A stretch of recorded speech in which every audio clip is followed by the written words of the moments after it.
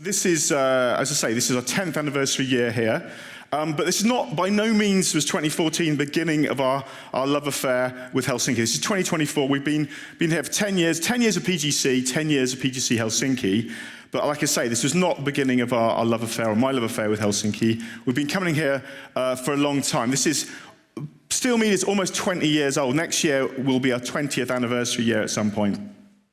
And we've been coming here, and I've been coming here since around 2007, I think was the first time, back in the area of Engage. And I was lucky enough when I came to meet many inspirational figures from the likes of Digital Chocolate and Rovio, Mr. Good Living, and many others who genuinely shared their time and insights. And this kind of helped convince me that what I was doing was right.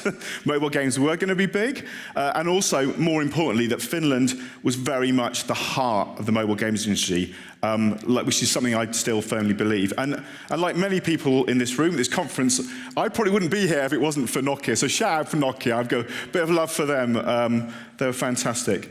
During all these trips, I had the pleasure to attend several IGDA meets, and the openness of knowledge sharing, the kind of flat hierarchy of those events. We had C-level execs, sort of big game C-level execs with students and their competitors. It was a huge, huge inspiration for me and for us, and when we wanted to launch our own networking events, what we wanted to do. So it was only appropriate that when we started doing our networking events, one of the very first was in Tampere, and we've done many more in Helsinki afterwards. And of course, when it came to going one step further and to launch our own conference, where else would we look but Helsinki?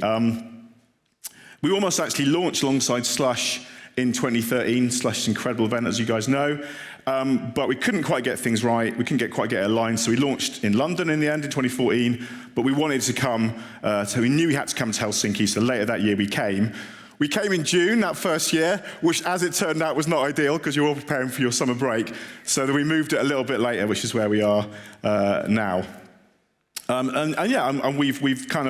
We've been coming every year since and sharing great insights and wisdom during the days and enjoying the nights, of course, as well. It's not immediately clear on the surface, but no one party is quite as hard or as long as the Finnish industry. I think this was the place where I discovered the concept of the after party. Which I've embraced, as you can see from my physique. But there we go. Obviously, in the time we've been involved, the Finnish industry has grown hugely. That was the last report, 3.2 billion revenue, 4,100 people employed. I'm sure Kopi will talk about where we are now. And although I'm not a native-born Finn, and I don't make games, I'm really kind of proud of what's been achieved here, and proud to play even the very smallest kind of part in that story. So one first thing I want to say is that I'm very grateful to the support we've had over the years, and to be very genuinely say nowhere in the world has been more central to supporting us and our mission to help encourage the games industry. So I want to say a big kiitos to everyone in the room for that. Thank you so much. It's been central to our mission, and we don't expect it to change either, which kind of brings me up to date. Slightly more sobering. More recent times have been a little bit turbulent, it's fair to say. The games industry is always in perpetual change. Its very nature is disruption. But the last few years we've had a particularly tough series. We were coming out of COVID and that COVID boom and trying to get accustomed to that. And then the platforms, particularly Apple, threw a spanner in the works with the marketing, made that harder. Russia invaded Ukraine, which screwed the economy a little bit. And caused inflation, and that meant people had less money, and then obviously investment started to dry up, and you also had various kind of governments interfering as well, especially in China, which added further pressure. So it's been a tough couple of years, and of course this led to kind of many studios and related companies having to scale back their plans and maybe unfortunately some close entirely. And we've had kind of the largest number of layoffs in recent history, which is not great. This has been the attitude of the industry for a little while. But if you know me at all and you've seen me speak before, you know that I'm not someone that deals with this well. I am much more the Ted Lasso of the games industry. I like to be upbeat, I like to be positive. And I believe I'm going to talk now about why I think there's absolute cause to be that way. Obviously, the Finns when you first meet them, and I know you can't tell yourself, but you don't always come across as the most enthusiastic of audiences. I wouldn't say the most optimistic. Wild optimism is not a trait that's necessarily shared here. But as Celine pointed out on Leadership Day yesterday, I actually think the Finns are ideally suited to deal with disruption and have proved it time and time again. If you look a little bit at the history, back when phones, this is what you had to play with, and you made one of the best, most enduring games ever. Snake was incredible. And then when we went into the feature phone space and the proliferation of phones, Finland again was making just some of the very best quality games that had no right to exist in those phones, and like the Playman series, like Tower Blocks, like Habbo. There's so many great games, and of course, unfortunately, Nokia collapsed. Engage didn't quite deliver on its promise. It was a decent device, mind. And out of those kind of ashes of Engage, kind of a Nokia sort of grew a whole new industry, and incredible games, incredible studios, Angry Birds, Clash of Clans, Hill Climb Racing, Best Fiends, Trials Stream, and so many others in the mobile space. And it wasn't just mobile, of course. At the same time, you've got Remedy, Housemarque, Colossal Order, smashing it on kind of PC and console, many others picking up countless awards. I know there's companies like kind of 10 Tons doing an incredible job now as well. So I'm optimistic about Finland, because I think you guys have just proven time again you can deal with it. But beyond that, there's lots of other reasons to be cheerful. The data is turning our way. The underlying data predictions are showing growth. Newzoo's latest revision shows the industry up. That's from August, up 188 billion, pretty much, up 2% this year. Mobile leading this, up 3%. Convoy is slightly more bullish, 189.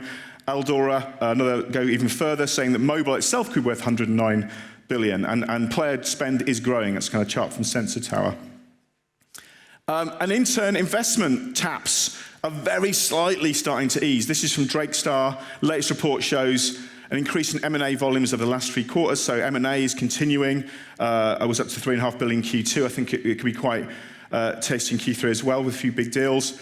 And more importantly than that, the taps lower down that have opened a little bit, certainly for early stage. Convoy's data showed that in Q2 of this year was the highest for almost 2 years of early stage investments. Mid stage, later round, still a little bit tricky. They are happening, but a bit slower. But it is happening. Investment is starting to happen again. And although a lot of it comes into platforms, AI, mixed reality, and tools, are also games. Money is coming into games again. So good news if you're trying to raise, just stick in there. Obviously, some of the leading companies are from here as well. Play Ventures, Sisu Game Ventures, F4, relatively recent with formed by Joachim. These are investors that know about games. So there's another reason to be cheerful. New channels is a reason to be cheerful. There might be dissent with Apple and other walled gardens, but new channels are threatening to disrupt. We've got Epic, who I think are here. They've got a new app store open. Aptoid also here. They were the first to have an iOS app store. Huawei and Samsung doing great guns as well to create different opportunities. And the biggest games are moving to these platforms now. They're seeing the opportunities. We've also got Microsoft coming on the scene. But it's not just app stores. There's new direct-to-consumer models, new channels where you can reach out to consumer, you can kind of cut the middleman out a little bit. These are getting support. The EU are very much behind this, breaking up the app stores a little bit, their power. And you've got companies like Agana, Mixola, and AppCharge, and others who are really leading the way. And of course, all these good news. Individual games companies are getting their mojo back. No one more so than Supercell. There are a lot of great companies here, but Supercell, of course, are kind of a bellwether for the industry, and particularly this local industry. And they've delivered more unicorn games, I think, than any other developer or publisher. But by their own high standards and their own admission, by Ilka's own admission, they've, last few years have not gone according to plan.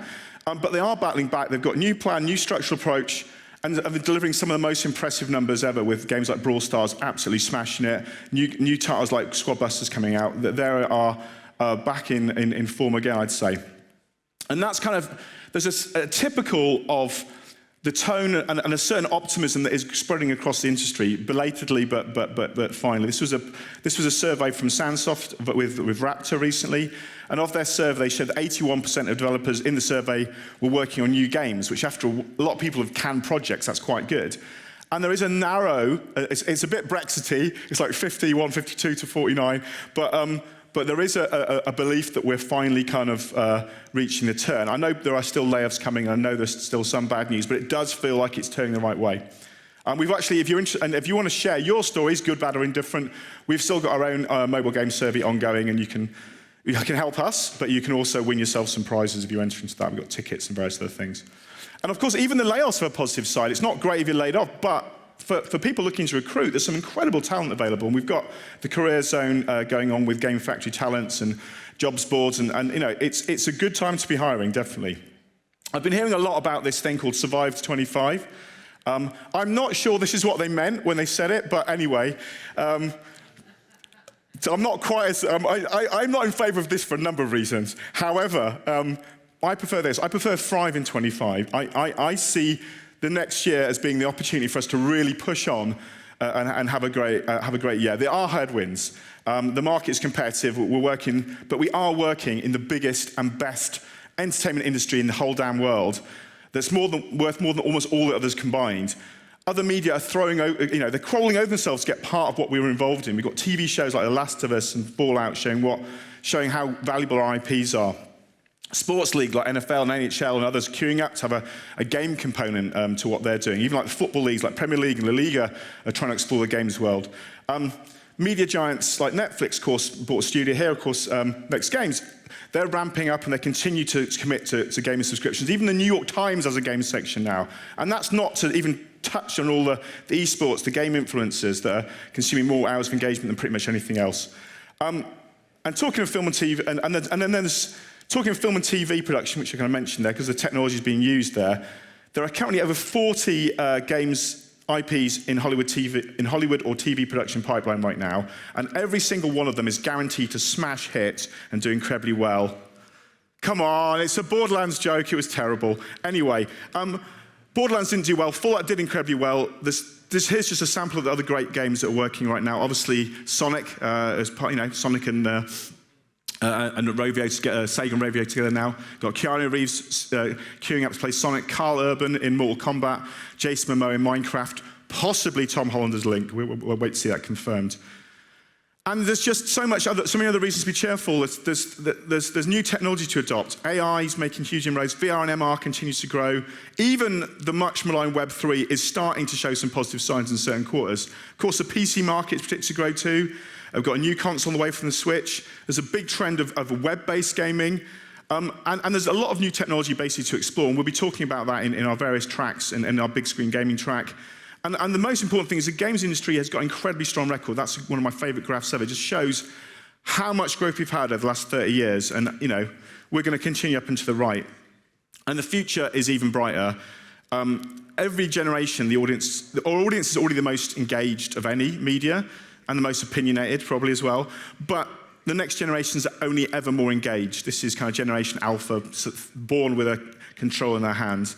And not only that, we've got whole new markets coming on stream. The Middle East and Latin are growing. Africa's coming on. There's so much growth still for the games industry. So these are the reasons why I'm ultimately bullish, and I believe this is the best time to be in the games industry and the best time to be in Finland, despite the drop caps there. So thank you very much. Over the next few days, we're going to be exploring all this, and we're going to share some trends and techniques that will help guide you to success.